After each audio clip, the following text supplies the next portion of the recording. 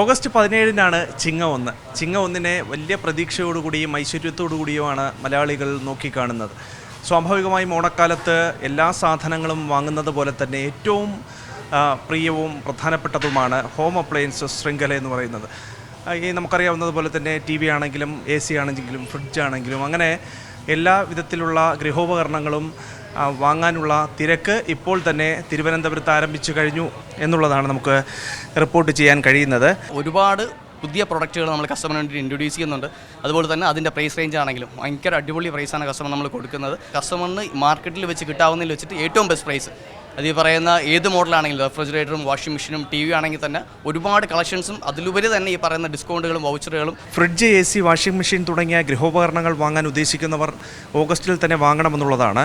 ഒക്ടോബറിൽ ഉത്തരേന്ത്യയിലെ ദീപാവലിയുടെ മുന്നോടിയായി നടക്കുന്ന ഷോപ്പിംഗ് ഉത്സവത്തിൽ സർവ്വഗൃഹോപകരണങ്ങൾക്കും വില കൂടും എന്നുള്ളതാണ് വിവിധ കമ്പനികൾ അറിയിപ്പായി നൽകുകയും ചെയ്തിട്ടുള്ളത്. ഡീസൽ വില ഉയർന്നതോടുകൂടി ഗതാഗത ചെലവ് കൂടിയതും ചിപ്പ് കിട്ടാനുള്ള പ്രയാസവുമാണ് മറ്റുള്ള പ്രധാനപ്പെട്ട കാരണങ്ങൾ. ഇറാൻ യുദ്ധമുണ്ടാക്കിയ എണ്ണ വിലക്കയറ്റം, അതോടൊപ്പം സെമി കണ്ടക്ടർ ചിപ്പുകളുടെ വിലയിൽ വർധനയും അതോടൊപ്പം ക്ഷാമവും സൃഷ്ടിക്കുന്നൊരു സാഹചര്യമുണ്ടായിരുന്നു. വില ബാരലിന് $80 കടന്നുയർന്നപ്പോൾ ചിപ്പ് വില പിടിച്ചു നിർത്താൻ കഴിയാതെ വന്നിരുന്നൊരു സാഹചര്യം കൂടി ഉണ്ടാവുകയും ചെയ്തിരുന്നു.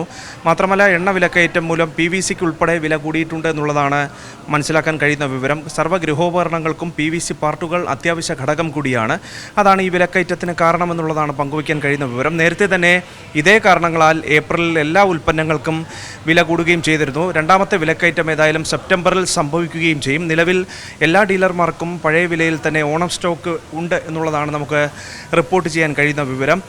നേരത്തെ തന്നെ ഈ TVയും അതോടൊപ്പം തന്നെ വിവിധ ഗൃഹോപകരണങ്ങളുമൊക്കെ കാര്യമായി തന്നെ വിറ്റുപോകുന്നത് നമ്മൾ വിഷുക്കാലത്തും കണ്ടതാണ്.